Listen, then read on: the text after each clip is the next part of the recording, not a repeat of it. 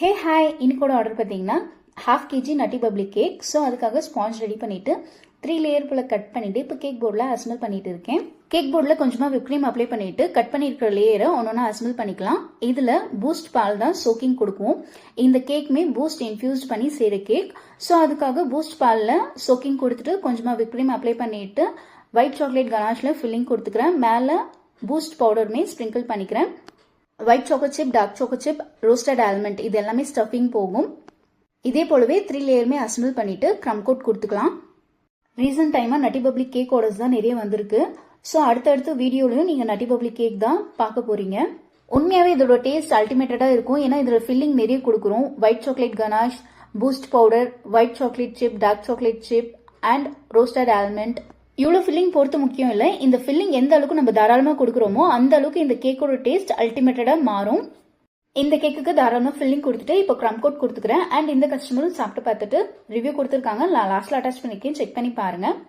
என்னை பொறுத்த வரைக்குமே இந்த கேக் மட்டும் இல்லை, எல்லா கேக்குமே தாராளமாக நம்ம ஃபில்லிங் கொடுக்கும்போது தான் அதோட கேக் டேஸ்ட் சூப்பராக இருக்கும். இப்போ க்ரம் கோட் முடிச்சுட்டேன். 1/2 hour போல் ஃப்ரிட்ஜில் வச்சு செட் பண்ணிட்டு ஃபைனல் கோட் கொடுத்துக்கிறேன்.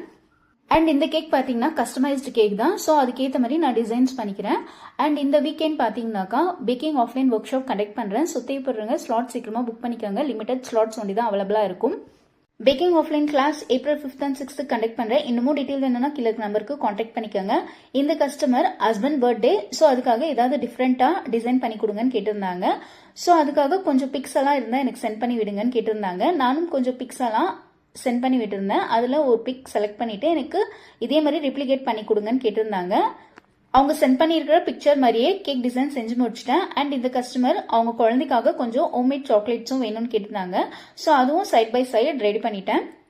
டிசைன் கம்ப்ளீட் பண்ணிட்டு பார்க்கும்போது ரொம்ப சிம்பிள் அண்ட் எலகண்டாக இருந்துச்சு, ரொம்ப அழகாக இருந்துச்சு. கஸ்டமருக்கும் ரொம்ப பிடிச்சிருந்துச்சின்னு சொல்லியிருந்தாங்க. அண்ட் சாக்லேட்ஸுமே ரெடி பண்ணிட்டு பேக் பண்ணி முடிச்சிட்டேன். இந்த சாக்லேட் ஃப்ளேவர் பார்த்தீங்கன்னா ரோஸ்டட் ஆல்மண்ட் சாக்லேட். இதே மாதிரி உங்கள் ஒகேஷன், ஈவெண்ட்ஸ், பர்த்டே பார்ட்டிக்கு கேக் ஆர்டர்ஸ் வேணும்னா கீழே நம்பருக்கு காண்டாக்ட் பண்ணிக்கோங்க. ஹோம்மேட் சாக்லேட்ஸுமே அவைலபிளாக இருக்கு. இதே மாதிரி இன்ட்ரெஸ்டிங்கான வீடியோஸ் பார்க்க மறக்காத சப்ஸ்கிரைப் அண்ட் ஃபாலோ பண்ணிக்கோங்க. நெக்ஸ்ட் வீடியோவில் பார்க்கலாம். Stay tune friends.